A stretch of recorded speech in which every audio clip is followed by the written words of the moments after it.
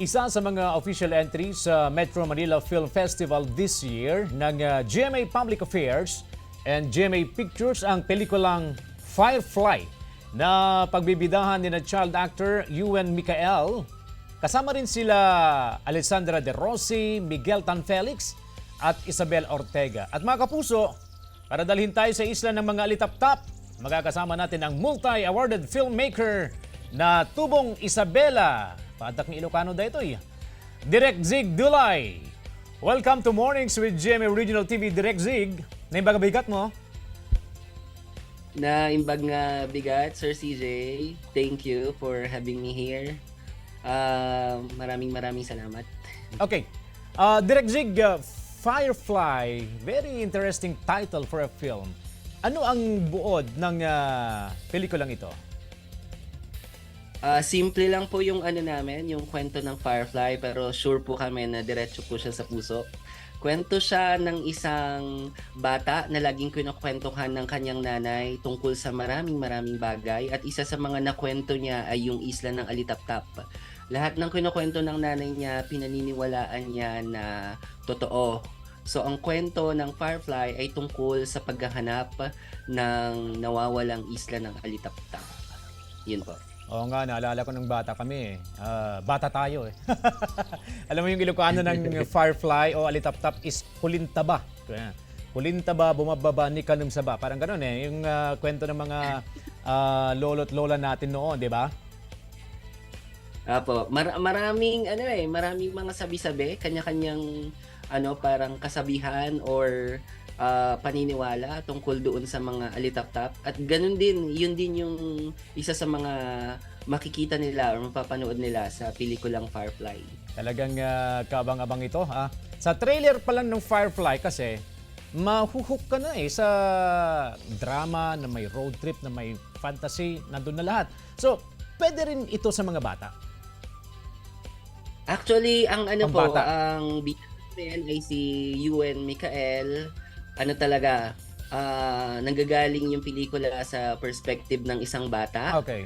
Tapos kwentuhan siya ng kanyang nanay. So, hindi lang siya pang bata, kundi pang nanay din siya. At para sa akin, hindi lang din siya nakakulong dun sa bata at sa nanay or sa matatanda, kundi kumbaga para sa ating lahat, Sir CJ, para sa ating lahat na mga anak na ginagawa ang lahat para matupad yung mga pangarap natin, hindi lamang para sa ating mga sarili, kundi pangarap natin para sa ating mga mahal na buhay, specifically sa mga nanay at tatay natin.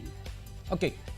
Kayo po, Direk Zig, ang nasa likod ng Cinemalaya film na Black Rainbow, na punong-puno rin ng pangarap at social issues.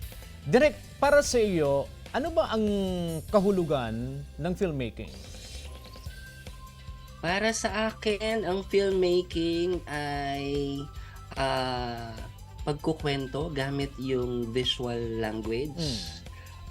Pagkukwento, ang ibig sabihin nun ay mayroon kang gustong sabihin at gagamitin mo yung film language bilang tool para sabihin mo yung gusto mong sabihin. Parang yun po. Okay. Meron ka bang pinanghuhugutan ng mga tema ng iyong obra? Ako, Sir CJ, lahat ng ginagawa ko simula nung nagsimula ako hanggang sa kasalukuyan, lahat kasi ginaground ko siya doon sa reality eh. Super fan ako ng realismo. Tapos, syempre, ang lagi nating ang lagi nating sangkalan or ang lagi nating kasangkapan dyan, yung mga personal na danas natin sa buhay. Ako, mula nung bata ako hanggang sa kasalukuyan, lagi pa ring arbiter pagdating doon sa pagkukwento sa pelikula, yung mga naranasan ko na. Tapos dinadagdag ko, inaano ko siya, parang tinatahi ko siya doon sa mga research, mga binabasa, or mga specific na character sketch or character personalities na binubuo ko. Okay. Ano ang aasahan ng ating mga kapuso dito sa pelikulang Firefly? Marami silang aasahan, pero sa ngayon, sinisigurado ko na yung pelikula namin, yung kwento, simple lang siya pero diretso siya sa puso ng bawat manonood. Ako talagang we cannot wait to watch this Firefly movie. Direk Zig, imbitahan natin ang ating mga kababayan, mga kapuso na panoorin ang isa na namang dekalidad na pelikula. Go ahead, Direk. Mga kapuso, abangan po ninyo ang Firefly, December 25 po. Part po siya ng MMFF 2023. Panoorin nyo po lahat ng mga pelikula, magaganda po lahat, pero unahin po natin ang Firefly. Maraming salamat po. Alright, agyaman Direk Zig. Ingat ka. At naman, Sir CJ, thank you.